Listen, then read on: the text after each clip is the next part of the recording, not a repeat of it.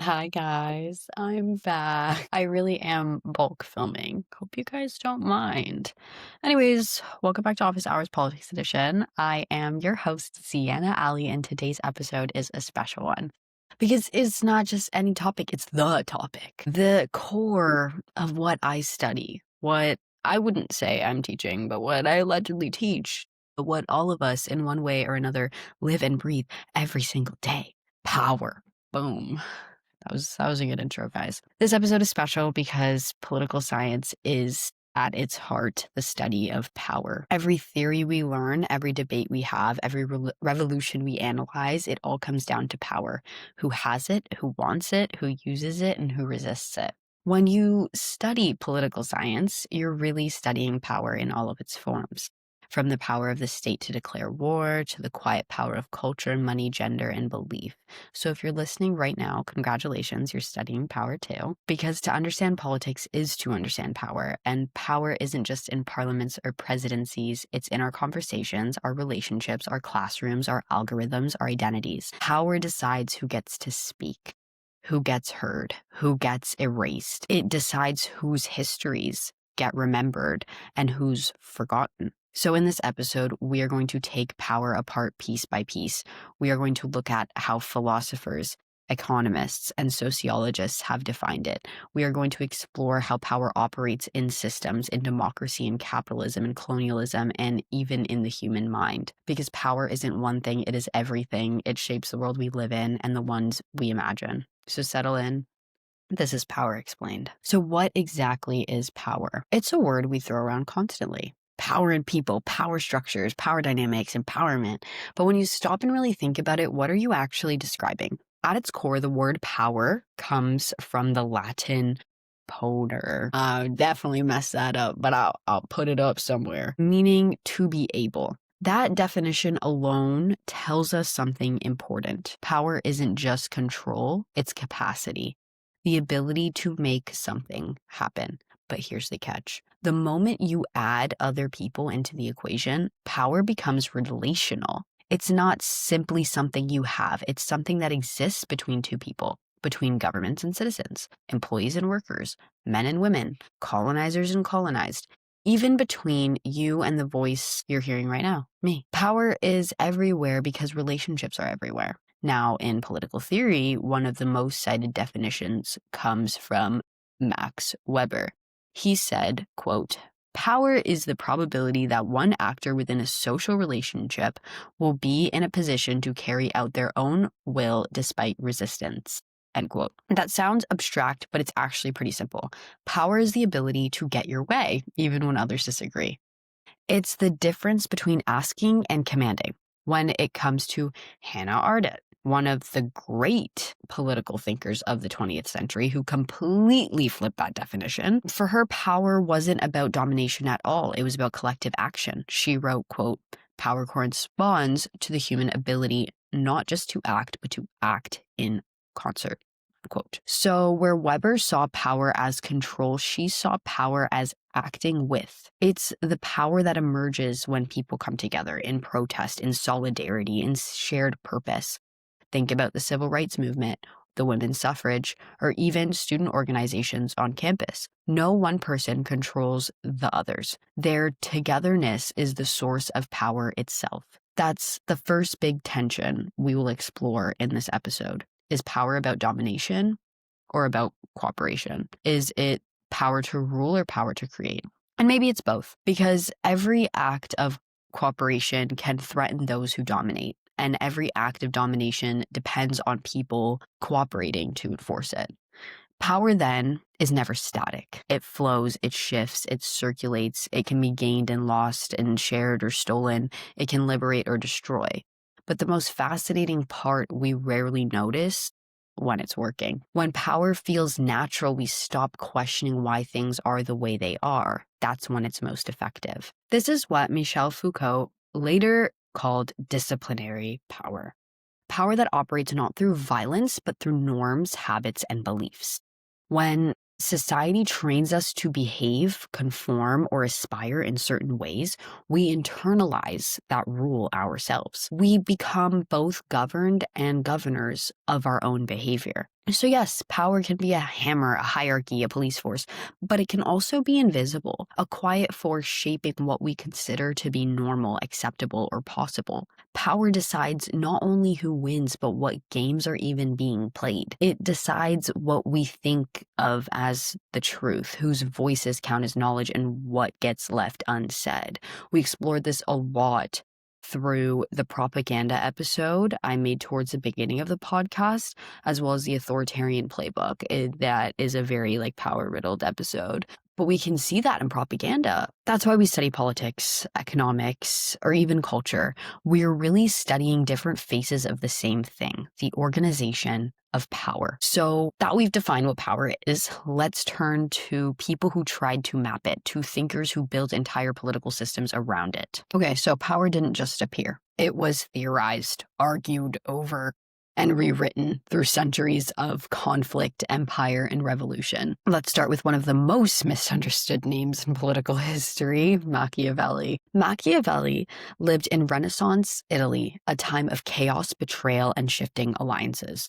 The world around him was full of city-states constantly at war, popes plotting like kings, and rulers being overthrown faster than they could crown themselves. Out of that world came The Prince, his infamous little book that forever changed how we think about power. People often call Machiavelli evil, but that misses the point. He wasn't advocating for cruelty's sake.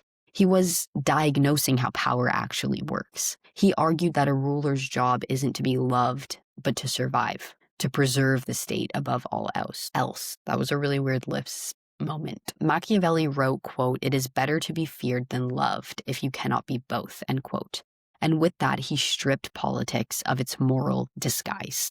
Power for Machiavelli wasn't about virtue or justice. It was about results. It was about understanding people, their ambitions, their fears, and using that knowledge strategically. He gave us the language of realpolitik.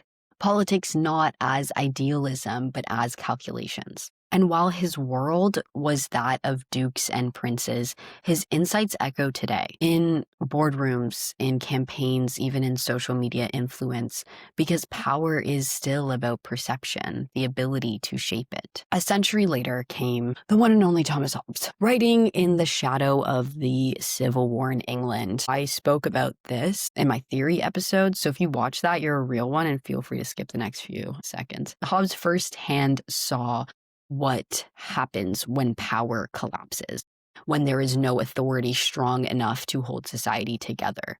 He imagined a world without order, where life is, as he famously put it, poor, nasty, brutish, and short. In Hobbes' view, people aren't evil, they're self-interested, and that self-interest is, if left unchecked, leads to chaos. So he proposed something radical, that individuals should surrender some of their freedoms to a sovereign leviathan who maintains order through absolute authority. For Hobbes, power was the foundation of peace. Without it, there's only fear. His idea wasn't democratic, it was defensive, but it shaped modern political thought by defining power as necessary for stability. Even today, when governments justify surveillance, policing, or emergency powers in the name of security, they're echoing Hobbes's logic. Better submission than anarchy. Power in this view is protection, but protection with a price. And then came Karl Marx, oh my God, the one and only, who took the entire conversation about power and flipped it upside down. For Marx, power wasn't just about rulers or governments, it was about class. He argued that history itself is a history of class struggle between those who own and control the means of production and those who sell their labor to survive. Under capitalism, power isn't just political, it's economic. It's hidden in factories, in ownership, in capital. Marx saw that power is often disguised as freedom. Workers are free to sell their labor, but only because they have no other means to live. And so he wrote, quote, "The ideas of the ruling class are, in every age, the ruling ideas." Meaning, whoever controls the economy also controls culture, education, religion, and even morality. Power for Marx was about domination through structures, not force. It didn't always need a tyrant, it just needed a system. And that insight became one of the most important ideas in modern political science. That power isn't only about who holds office, but who controls the foundations of life, production, resources, and the means of survival. So here's the thread that ties these three thinkers together. For Machiavelli, power is strategy. For Hobbes, power is stability. For Marx, power is structure. Each of them look at power from a different angle: the ruler, the state, and the class. But all agreed on one thing: power defines reality. What makes these thinkers timeless is that they weren't just describing power, they were describing fear. The fear of losing it, the fear of chaos, the fear of exploitation, and the fear more than anything is what sustains power. This is why power isn't static. It's a struggle between rulers and ruled, rich and poor, tradition and evolution. And even though their words were centuries apart, we can still feel their ideologies today in every debate about government overreach, capitalism, democracy, resistance. But of course, the story of power doesn't end there, because after the revolutions and empires of the classical age, something new emerged. The idea that power isn't just held, it's produced, shared, and internalized. So when we think about power, we tend to picture it as something visible: governments, armies, police, leaders, etc. But the modern world, it's complicated, baby. Because power doesn't disappear, it just changed shape. By the 20th century, the question was no longer who holds power, but how power holds us. Crazy. No thinker captured that shift better than Michel Foucault. Foucault rejected the idea that power flows only from top down, from rulers to subjects. He instead insisted on something radical: power is everywhere, because it comes from everywhere. It doesn't just repress, it produces. It produces knowledge, norms, and even the truth itself. In works like Discipline and Punish, he describes how modern societies moved from punishment you can see, public executions, prisons, to a system of discipline that you can't. Instead of scaring people into obedience, we train them into it. Schools, hospitals,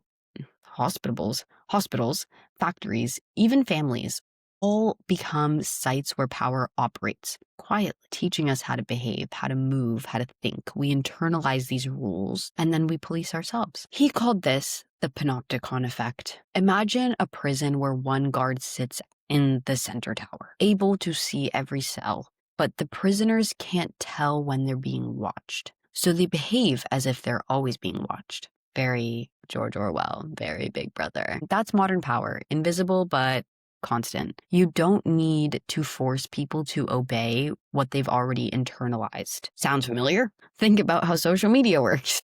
We curate ourselves, monitor our tone, adjust our words for algorithm, not because someone told us to, but because we know how we're being observed. That's power without chains, discipline without punishment. But he wasn't the only one that saw the shift. Across the 20th century, Italian theorist Antonio Gramsci, I don't know, how do the Italians pronounce it, was sitting in a prison cell writing about another kind of invisible power: cultural hegemony. He argued that the most effective kind of domination isn't done through violence, it's done through consent. He said that the ruling class maintains power not only through economics or politics, but by shaping what society believes as common sense. That's cultural hegemony. When the worldview of the powerful becomes so normalized that people stop questioning it. For example, if you grew up hearing that capitalism equals freedom or that wealth is the result of hard work, you're not being forced to believe it. It simply is made normal. That's how ideology works. It defines the limits of what we think is possible. His insight to that change in society, I just stopped talking. His insight was to change society, you have to change culture, not just laws. You need intellects, artists, educators, and activists to create counter-hegemony, a new common sense that challenges the old one. That's why revolutions aren't only fought in the streets, they're fought in classrooms, newspapers, films, and now on platforms like this, because ideas are weapons, and whoever controls the narrative controls reality. Again, propaganda episode. And then there's Stephen Lukes, who gave us the clearest models of how power actually functions. He said that there are 3 dimensions, or faces of power. The first face is the most obvious: decision-making. It is when someone directly tells you to do something. Think laws, commands, policies, open call. The second phase is about agenda setting. Powerful groups decide what gets talked about in the first place. That's not just who wins the argument, it's who decides what arguments are even being allowed. We covered this in the American episode with the president having that power of the agenda setting in Congress. The third phase is the deepest one. It's when power shapes our preferences and beliefs so subtly that we stop recognizing it as power at all. So when people accept inequality as normal, they believe their own subordination is natural. That's what Luke calls the supreme exercise of power.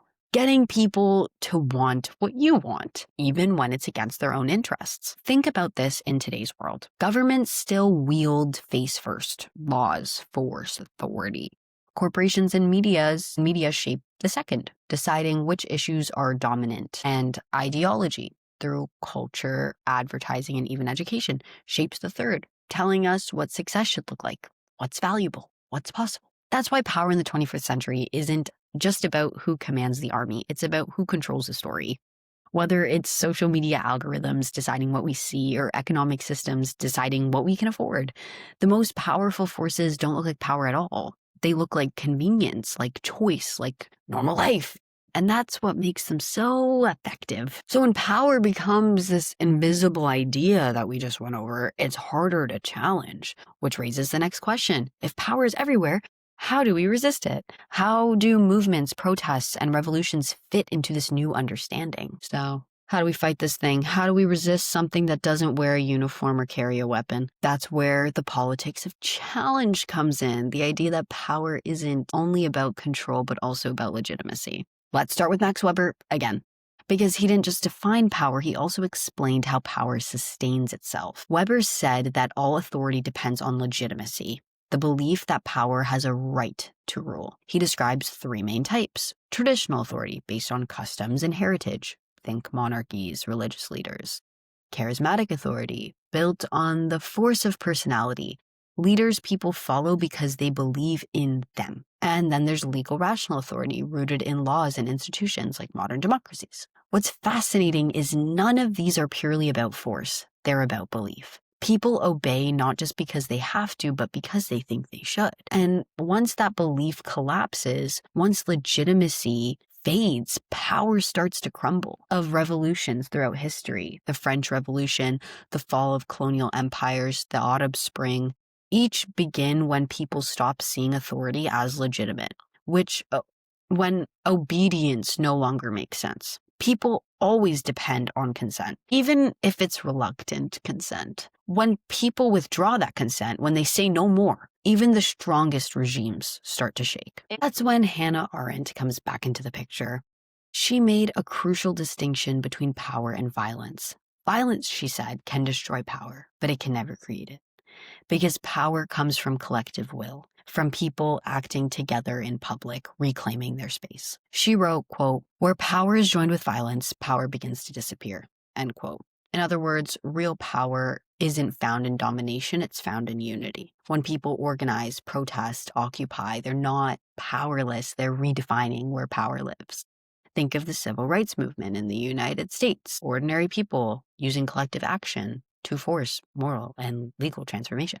These movements don't rely on institutional permission. They create new legitimacy through action itself. Her point was that power isn't something rulers have. It's something people generate when they act together with purpose. And when that happens, the myth of authority is exposed. But not all resistance is peaceful, and not all can be. Frantz Fanon, writing from the context of colonialism, argued that power under empire was built on violence and therefore could only be dismantled through confrontation. In The Wretched of the Earth, he described how colonial rule didn't just control bodies, it controlled minds. It taught the colonized to see themselves as inferior, to internalize the oppressor's gaze. Fanon said that reclaiming power meant reclaiming humanity itself. For him, decolonization wasn't polite, it was revolutionary because it demanded the destruction of the system that made domination seem natural. That kind of power isn't granted, it's seized. And that message continues to echo today. Movements for indigenous solidarity, movements for Palestine, Black liberation, decolonial education. Each is a reminder that resistance isn't about toppling governments, it's about unlearning the systems that justify oppression in the first place. Resistance always reveals something deeper, that power isn't permanent. Every empire falls, every system faces its own contradictions, every ideology eventually meets people who refuse to believe it anymore. That's why power spends so much time on maintaining its image, rewriting history, policing narratives, controlling information, because the moment people realize power depends on their compliance, everything changes. Think of the role of media, whistleblowers, and digital activism today. A single leaked video, a viral post, a collective boycott can shift the balance of legitimacy overnight. In the age of technology, the boundaries between ruler and ruled blur, and information becomes both the weapon and the battlefield. Resistance doesn't always have to look like a revolution anymore. Sometimes it's refusing to participate in systems that exploit you. Sometimes it's storytelling, art, or collective care. It's small acts that challenge how power defines what matters. Because resistance at its heart is imagination. It's the refusal to accept the current order. So from Weber to Fanon, we see the resistance isn't just about overthrowing power, it's about redefining it. It's about transforming obedience into awareness, silence into voice. When people recognize their collective strength, legitimacy fades and imagination rises. That's the internal rhythm of politics. Domination, resistance, renewal. So far, we talked about how power is built, how it's resisted, and how it hides in culture and ideology. But there's another question we rarely ask. Why do we obey? Why do entire societies, billions of people, agree to live under a system that often exploits them? To answer that, we have to explore two more layers of power, economic and psychological. Let's start with the economy, because that's where power often hides, behind numbers and policies. In the modern world, power doesn't always look like a king or a dictator. It can look like a market, it can look like a corporation, and it can look like a paycheck. Karl Marx showed us that power under capitalism isn't just about wealth. It's about dependency. Workers depend on employers to survive. Governments depend on corporations for growth. Consumers depend on systems that exploit them to maintain comfort. That isn't forced obedience, it's structural obedience. People comply not because someone holds a gun to their head, but because the system holds the conditions for life. Is what makes economic power so resilient. It doesn't need violence, it needs necessity. And the system has evolved. Today, the global economy runs on debt and data, these two new currencies of control. Debt keeps individuals and nations compliant, and data keeps them predictable. Think about it, your spending habits, your search history, location data, it all feeds in an invisible infrastructure of influence. The system doesn't just sell you products anymore, it sells attention, and whoever controls attention controls behavior. So economic power today isn't about resources, it's about visibility. Who gets seen, who gets heard, who gets erased by the algorithm. It's not accidental, it's design. But economic power alone doesn't explain why systems last. We have to look inward to the psychology of obedience. In the 1960s, psychologist Stanley Milgram conducted an infamous experiment at Yale University. Participants were told to administer electric shocks to another person whenever they answered the question incorrectly. The shocks weren't real, but the participants didn't know that. Over 65% of them continued giving shocks even when the person on the other side screamed in pain, simply because the authority figure told them to. Milgram concluded something chilling. Most people will obey authority even when it violates their morals. Why? Because obedience gives us a sense of safety. It relieves us of responsibility. We tell ourselves we're just following orders. The phrase "we're just following orders" has justified some of history's darkest moments. Colonial offices, to soldiers in war, to corporate employees enforcing exploitive policies. Obedience is comfortable. It means you don't have to confront your own complacency. And power thrives on that comfort. 1988, Noam Chomsky and Ed Herm published Manufacturing Consent. arguing that modern media doesn't just report news, it shapes boundaries of thought. They said the most effective propaganda system is one that convinces you you're not being propagandized at all.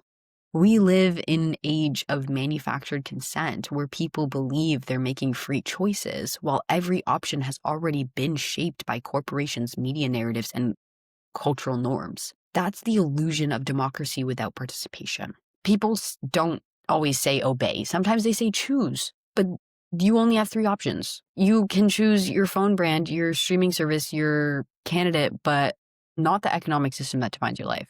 Definitely not. You can choose how you work, but rarely whether you have to work to survive. That's modern power. At this point, power doesn't even need us to watch. We watch ourselves. We monitor our behavior, our language, our image, especially online. We censor not out of fear of punishment, but fear of losing belonging. This is where economics meets psychology, because capitalism isn't sustained by money, it's sustained by desire, by convincing us that consumption equals identity. That's why the most powerful tool in the modern world isn't law, it's marketing. Marketing doesn't tell you what to buy, it tells you who you are. And when power can define identity, it doesn't need to dominate, it needs to direct. The truth is, obedience isn't just about fear, it is about comfort, like we were saying. So when we ask why do people obey, the answer isn't weakness, it's conditioning. Power has learned to align its interests with our instincts for security, stability, and belonging. And maybe the hardest part of challenging power isn't fighting others, it's confronting the part of ourselves that prefers comfort over change. So we've looked at how power dominates, persuades, disciplines, and embeds itself into our psychology. But in the 21st century, power has evolved once again. It becomes soft, invisible, and digital. In the early 1990s, political scientist Joseph Nye coined the term soft power to describe this new kind of influence. He argued that the most successful nations don't just coerce others, it attracts them. Hard power is military might, economic sanctions. Soft power is culture, diplomacy, getting others to want what you want. Think of the global reach of Hollywood, English language, Western consumer brands. These aren't weapons, they're symbols to shape desire and identity. When people around the world dream of the American lifestyle or scroll through Western media ideals of freedom, success, and beauty, that's soft power at work. It's influence through admiration. But soft power isn't neutral. It defines whose culture is universal and whose is exotic, whose democracy is legitimate and whose isn't. It creates a hierarchy of dreams, and those dreams maintain global order just as effectively as armies ever did. Today, power has migrated once again. From states to servers, we now live in the age of digital power. These new empires aren't European or American in a traditional sense. They're an algorithm. They're platforms, data centers, and code. If the 20th century belonged to oil companies, the 21st century belongs to tech companies. Because data is the new resource. Our behaviors are tracked, analyzed, and sold. Our attention, once private, is now the most valuable commodity on earth. Social media companies don't just reflect society, they shape it. Their algorithms decide what we see, what we fear, what we desire, even what we believe is true. That's not just economic power, that's epistemic power. That's power to define truth. And here's the paradox, we volunteer for it. We trade privacy for participation, autonomy for convenience, agency for belonging. Every click, every scroll, every share feeds the system. It doesn't need force or fear, it just needs your engagement.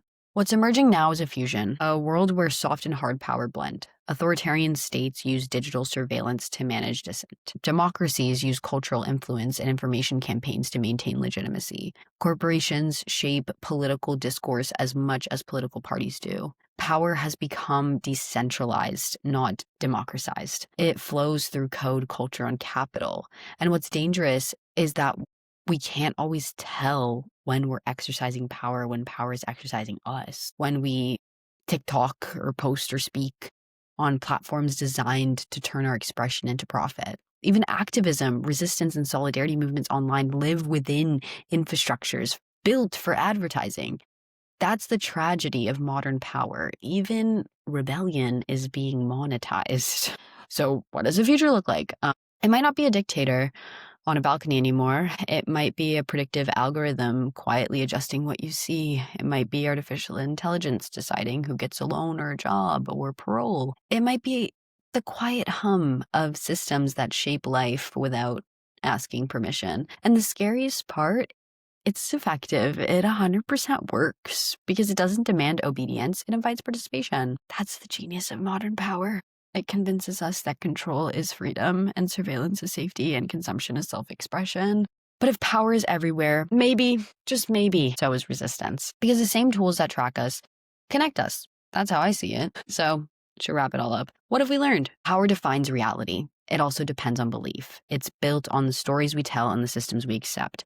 So maybe the question isn't who has power, but how it moves, how it circulates, and how it transforms. Thank you so much for listening. My name is Ziana Aly. This has been Office Hours Politics Edition.